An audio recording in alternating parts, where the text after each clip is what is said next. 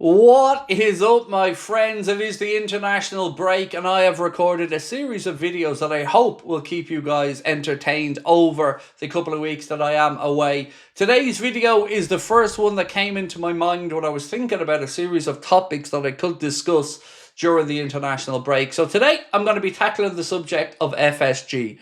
Was I wrong to be angry at them? How do I feel about them now? And how would I view their stewardship of the football club overall? This is something that I really do want to know your thoughts about. So let me know in the comment section. Drop a like on this video if you enjoy it. And of course, don't forget to hit the subscribe button. I am recording this video at the latter part of September, as I will be away, as I mentioned, during October. So don't mind the sub count in the upper corner. Hopefully, we're a little bit higher when you watch the video. But there's been no subject that I think has been more divisive to the Liverpool fan base in recent years than the ownership, and whether they are fantastic, whether they're in the middle, or whether they're only here for their own end. So tonight I'm going to talk about my journey with FSG from the start right to where we are now. So let's go back to the start. They bought the football club, obviously, at a time where we were all very grateful that it was leaving the hands of Hicks and Gillette. Royal Bank of Scotland called in the debt, and Liverpool looked at some potential buyers, and at that particular moment, John W. Henry and co. were the ones chosen by Broughton and co. to get the deal done. So they became the owners of the football club. And they came in, and one of the first statements is one that always stuck with me, and it was, "We want to under-promise and over-deliver." And that is a phrase that I've always held them to account for in my mind. So ultimately, they come in, and like any new ownership group, particularly ones that don't really know the world of football, which they don't. They did own the Red Sox. They did, they are used to sports world. They had, I think, a NASCAR team and a few other bits and pieces, but they didn't know football. So no problem with a few early mistakes. The Damian Kamoli, maybe the way that they sacked Kenny Dalglish, and a few other things. I thought, okay, not happy with this, but they're learning on the job. Let it go. No probs. So I was kind of on the fence up until one particular point, and that was the Super League. The Super League for me became the unforgivable thing. That became the focal point of my anger and frustration for quite a while. And yes, there's a lot to do with transfer fees and not buying players, and I'll move on to that in a moment. But in that one act, to me, that was the ultimate act of betrayal, because you have taken the history, the prestige of our football club, the European folklore, the great captains and players who came before and won that Champions League, and you've told us that that doesn't matter, that there's more money in it for them, so they're closing the shop door, they're pulling the ladder up, and they're going into this closed off competition that is against the values and the ethos of the way football is. That I found unforgivable, and I still do. But they are the owners, and they did back down, as many other owners did. And, I don't really feel that any of these owners had a choice, because football spoke up. It was one of the few times in our lives that we've seen football fans come together united and just get rid of this nonsense. So when the Super League happened and they climbed back down, I thought, not sure. The apology video, I still for 1 second don't believe a word of it. And I've mentioned this many, many times. I don't like the yellow flowers for calmness. I don't like the camera angle above looking down on John W. Henry to make him seem more old and frail. I didn't buy any of it, and I still don't buy any of it to this day. But do I think now, looking back on it, they might feel a bit sorry about it? Yes, but they didn't at the time, because they didn't consult anybody. They didn't talk to Jurgen, I don't believe. They didn't speak to fans. They didn't speak to anyone. They made that decision and took it out of the hands of everybody and the tradition of the football club. That was a betrayal. You can talk about the furloughing of staff during COVID and stuff like that, which again, there were clubs that did a lot worse during COVID, but Liverpool Football Club has a special way about it, a way of doing things. And furloughing of staff isn't that. But again, you move on and you think, well, the Super League's been and gone. We weren't the only club's fans who were shortchanged by their owners of it, but it did leave a big black mark beside their name for me. But then I come on to probably what is my biggest gripe with them, and that has been the spending on transfers. So as I sit here right now, I'm going to be entirely honest with you. it feels as if there was a master plan. It feels as if they built to the point where they were able to spend the money and have the big window.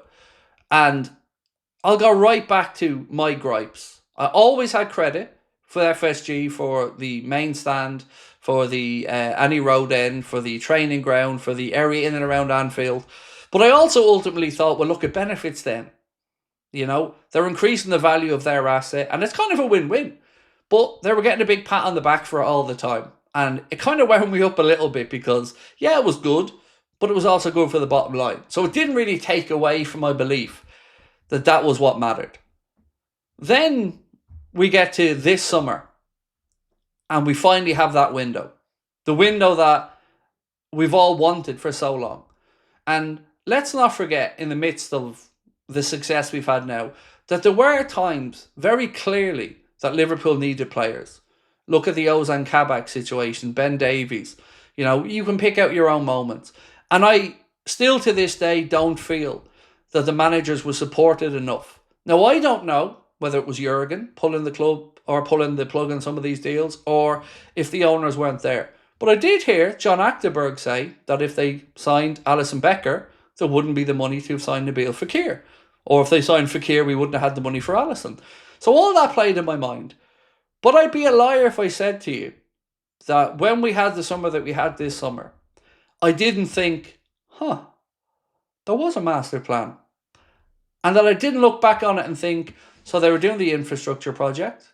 They were increasing all the commercial partnerships, because you probably heard me say many times, what is the point of all these commercial deals if we're not seeing the benefit on the pitch?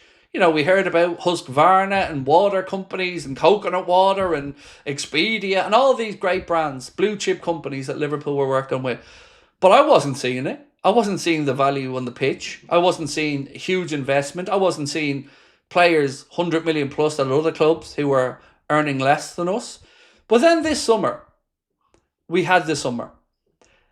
And one thing I've always given FSG credit for is they brought in the right people to do the jobs. They brought in the best commercial people. They brought us in the best coach. They did hire and bring in great minds. Michael Edwards, masterstroke. Richard Hughes looked brilliant. So right now, I feel as if my opinion on FSG has changed quite a bit. I'm not thinking they are the be-all and end-all, but I certainly do think I would now say very good owners. And I'm not childish enough or have an agenda that I won't change my mind if I believe it's warranted. And I've said this to you guys for years. I put my hands up on a player if I'm wrong about them. And the gripes that I had, particularly with the Super League, I feel were warranted.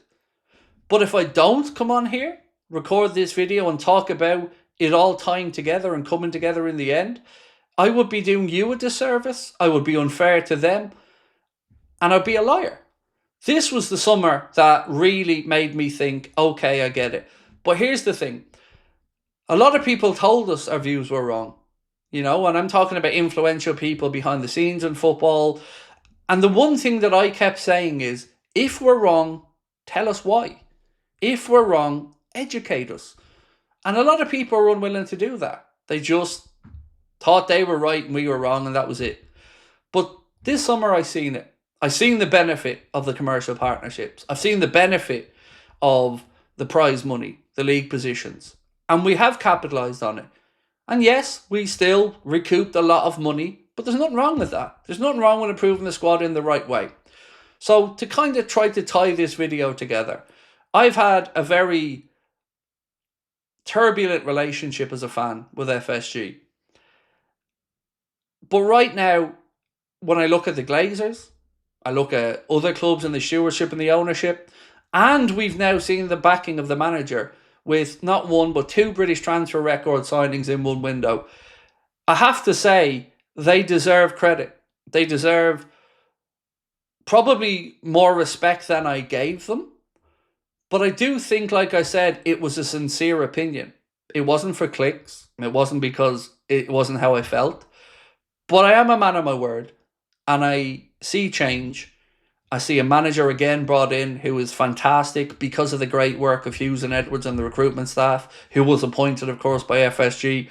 So I just want to say, all in all, I'm probably at the point now where I'm far more on the side of good owners, but we need to see this going forward as well. You know, they've had a great summer, and yet we are stocked for years to come. But there cannot be any other years now where we have a glaring deficiency that isn't addressed. So that's where I'm at with FSG. It's it's a long way from my anger and bitterness, particularly with the Super League onwards. But like I said, I would have liked it explained to us why we were wrong. And it does feel like they've built to this point where the club can afford to spend this money. They've smelt blood in the water maybe with Manchester City having a faltering spell, and they want to capitalise on that. And of course, Arne has proven himself in his first year, winning the Premier League and getting to the final of the League Cup. So all in all, that's where I'm currently at with FSG. But I want to know in the comments from you guys what your journey's been like, how you feel about the owners, and what you'd like to see going forward. I really appreciate your time watching it. Thank you, as always. I'll see you soon. Much love.